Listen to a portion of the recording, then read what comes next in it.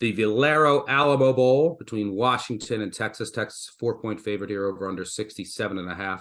This game will be played in the Alamo Dome, San Antonio, Texas, 9 p.m. Eastern on ESPN.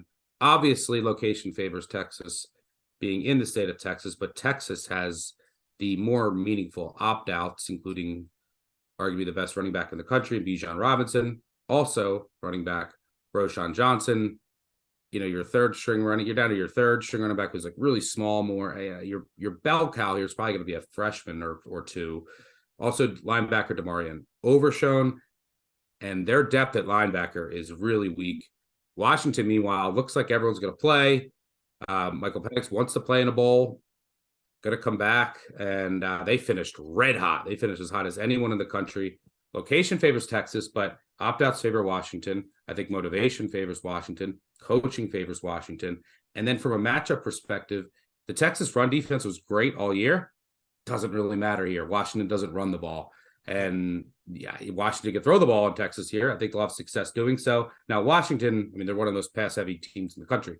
Now, Washington's defense is also really bad, but not having to go up against Bijan Robinson will obviously help. I think Texas will obviously get their fair share of points here, unless, and this is always a risk, because Michael Penix is way more consistent this year than Quinn Ewers. You have one of those Quinn Ewers vomit games. So It's hard for me I haven't bet this yet, and I'm hoping you convince me. It's hard for me not to make a case and end up taking +4 here. Well, I might make a case that you're going to take money line. So let me try. There's no Bijan Robinson or Roschon Johnson. And what that means from a stat standpoint is you're taking away 88% of the first downs on the ground this season from the Longhorns. I don't know how they're going to get to move the chains unless we got the Quinn Ewers show. But what kind of Quinn Ewers are we getting? Hudson Card's in the portal. There is zero depth at quarterback here behind Quinn Ewers. If he has a bad game, there's just nothing they can do about it here. Ewers seemed to get worse as the season went on. A 7-1 TD to INT ratio during the OU and Iowa State games in the middle of the season. Final two games against Kansas and Baylor, just 1 TD. An average depth of target dip from 11 to 5.7 in those two games. The ADOT really shocked me when I put out Quinn Ewers' numbers. 10, 11, an average around 11, and then the final two games, 5.7. What's going on there? Is there an injury? Can he not go downfield? Has he been limited in putting it downfield? And that would make me extremely uncomfortable backing Texas here. Washington does have a top 25 pass rush.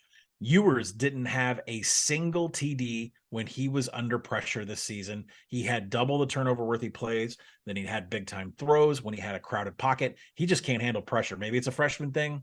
Maybe he's better next year, but that's going to be an issue against Washington that does get pressure on the quarterback. Now, on the other side of the ball, yes, defensive coordinator Pete Kwiatkowski gets to go against his former program led by Michael Penix, who's going to be back next year. The second leading tackler, you mentioned Demarion Overshown, has opted out.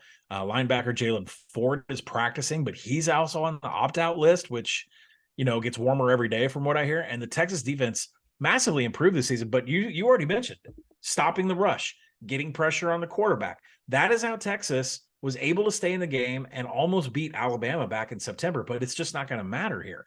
Their coverage is what comes into the handicap here against Washington.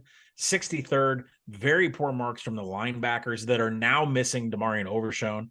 85th and stop. And when he was out this year, he missed a half for targeting, a couple series for injury. Their backups got burnt bad, and they don't have a lot of depth there. That's why they're going after linebackers very hard in recruiting. Yeah. 85th and stopping the big play from the air. So you can see why, Patterson and Kwiatkowski are going to the portal and recruiting to try to fill these holes.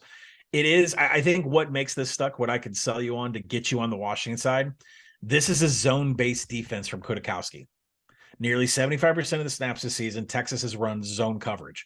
Wide receiver Rome Oduns for Washington, 6th highest graded target in all of college football against zone coverage. Michael Penix Jr. has killed zone coverage. I'm already on Washington for the full game. I'm going to bet first half money line in this scenario. I probably should take full game money line also. I cannot get over how great Michael Penix Jr. is against zone coverage, which is all Texas runs. Yeah, you pushed me over the edge. I'm going to be on Washington here. I'll add it here shortly. And I think motivation-wise, too, it's like Texas had aspirations of college football playoff, national title, which is why I think you've seen some of these opt-outs. And Washington last year was horrendous. They didn't sniff a bowl. Now you get to play Texas in the state of Texas. I think they're going to be really up for this. So, yeah, I agree. And how Washington wants to attack, that's how you can attack Texas. And then obviously Texas is going to be missing the best running back in college football, which is just massive. Because if you look at down the stretch in Texas's wins, it's when Bijan Robinson went off.